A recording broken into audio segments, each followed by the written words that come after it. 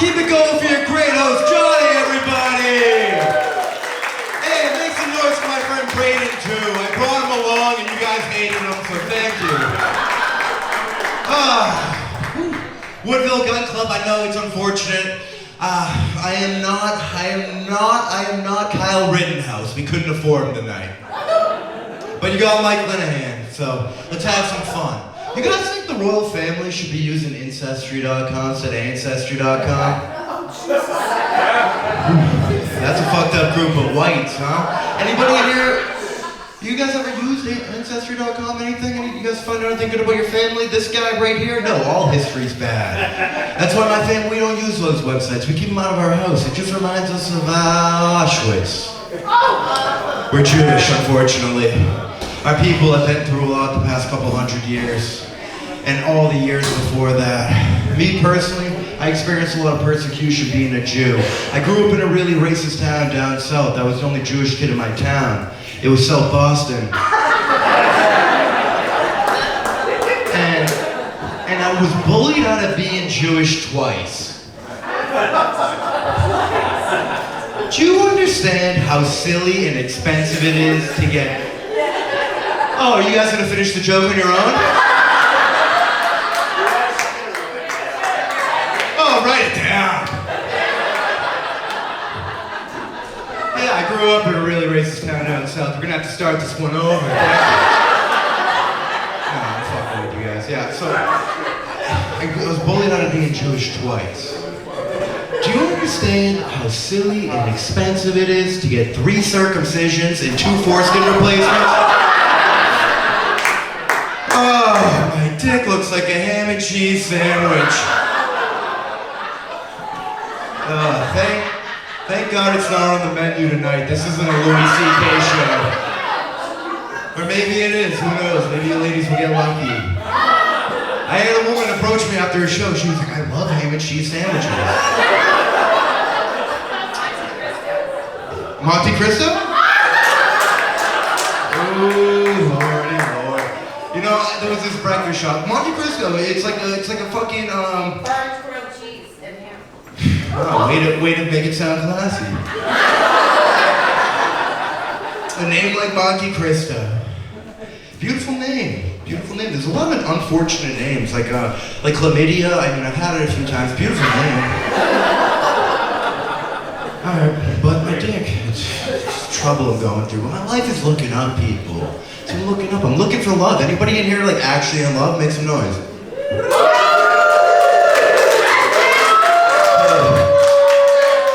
That's just who I see. That's how I identify whose marriage is on the rocks. But I'm looking for love, people. I'm looking for love. I got pretty close the other day. I got a blowjob. Almost there, am I right?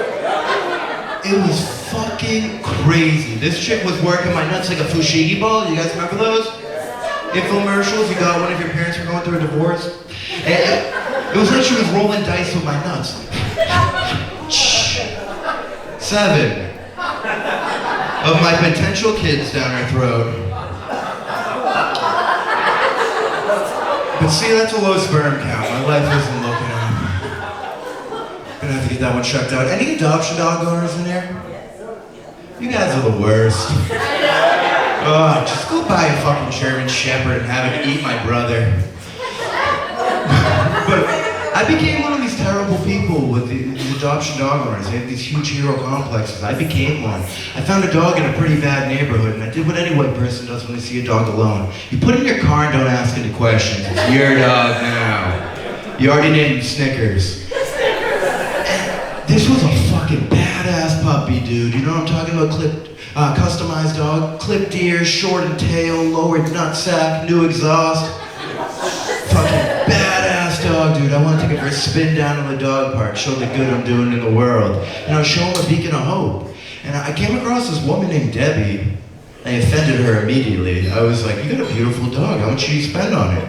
Hit her right in the heart. She goes, no. This was a rescue dog. My dog was on the street. Rupert was on the streets for 3 months before I saved her from MSPCA. And I turned to a white bitch in my head real quick. I just go, my dog wasn't even alive when I got him. My dog was sucking dick on Mass Ave trying to get a bone before I saved it. I saved his life, and he's probably gonna take mine for my Percocets. So I won that argument, left the dog park, threw Snickers in my car, dropped him off at MSPCA, and never saw him again. Too much for me to handle. I know, dogs are tough. I wish you could just abandon your kids like you do your dogs, you know?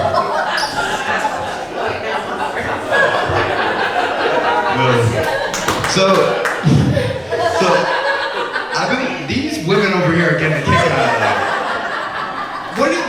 Do your kids love you? Because you don't love your kids. So I've been going through a lot of struggles recently. Clearly, it's tough being a white guy in this economy, you know what I mean? But it's tough having long hair. It turns out every tap on the shoulder has been a gender reveal for me. It's tough, dude. I've seen drunk guys literally question their sexuality in front of me in real time. You know how fucked up that is? Like, it makes me think like I'm half a man. And I'm like thinking like, what the fuck can I do to man up, be tougher, like defend myself from these guys trying to fuck me? And I was thinking I might do like a jujitsu, but it just sounds like an anti-Semitic sneeze. So I don't know. I've been going to the gym, and a lot's been looking up. Hair care products are expensive. That's another problem with long hair. Women, now I understand why some of you might sell feet pics. Beauty comes with a price. And my dad's like a real old school, like Boston, like guy like that. He was like, hey, you fucking pussy, why do you spend so much money on shampoo? It's like, all right, thanks, Dad. But you don't get a fucking Ferrari and wash it with dish soap. Wash it with the blood of your fucking haters, Dad. And maybe I'll save up and move out of your basement eventually. I'm a white guy from Boston. Anybody here from Boston? Couple people in the crowd. Let's not kill the Jew later, but I'm getting nervous. But no, I'm a white guy from Boston. You put one and one together, maybe I got a history of drug abuse, you know what I'm saying? I'm not the first, I won't be the last in this city. Yeah, whitey, dangerous man. My dad stole some weed from him back in the 70s or 80s. He brags about it all the time. Doesn't make him a man to me, though. But so, I got a little problem with drug and alcohol, you know? I gotta clean up my act. I couldn't afford to go to rehab with all the rich junkies and alcoholics. Not me, man. I had to go the blue-collar route with AA groups. If you know anything about AA, it's an idea only the Catholic Church could have.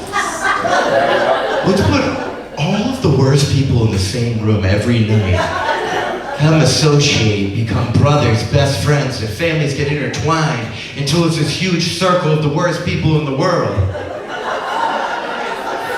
And I thought I could thrive in this atmosphere. I went to my first meeting a little drunk, stumbled in. I had to do a 5-minute set, kind of like this. I told 2 jokes, they bombed. They weren't fans of the royal family, you know what I'm saying? And dude, I was tearing up, honestly, at my first meeting. I was like, the one thing I'm gonna miss about alcohol is I'm never gonna have a drunk hookup again in my life. How old do you think I am? 20. How old do you think I am? 25. 30. 27. It's the saddest game show in the world. I turned 23 the other day. Oh. Everybody's like, 30, 40! Oh, the only drunk hookup I was gonna have at that rate was to be with Betty White.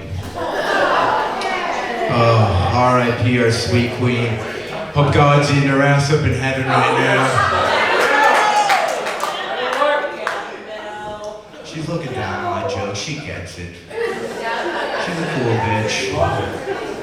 But yeah, so I left that meeting. I was smoking a cigarette outside like any piece of shit does.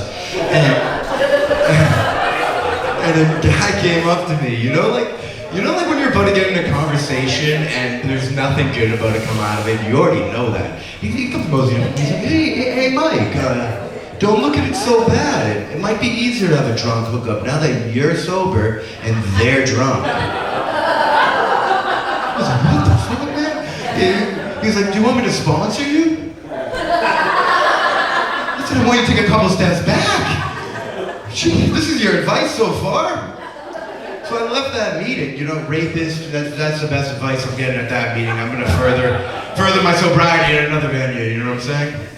I go to a 6 a.m. meeting. Hardcore alcoholics go to the 6 a.m. meetings. It's like real war on fucking booze type of people. These guys, their parents were drinking when he was in the womb, you know what I'm saying?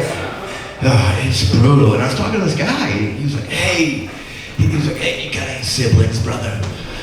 They'll help you on your road to recovery. I was like, yeah, I got 2 brothers. He's like, nice. I got a brother myself. He's not doing too well. He's got the ice bucket disease. What the fuck? This guy is referring to his brother's ALS as the ice bucket disease? I mean, it's a cold diagnosis, but Jesus Christ, he has to be one through my sponsor too. So this guy doesn't even know what his brother's dying of, and he thinks he's gonna help me on my road to recovery? I didn't think I realized I don't need to go to AA. I just don't want to be like my father. Bad alcoholic. But I know what you think, like when you hear bad alcoholic. He's not like a bad alcoholic like beat my mom. He was honestly the fun type, like type of alcoholic that call your football coach gay in front of the other parents. Alright, thank you. I'm Mike Linnehan.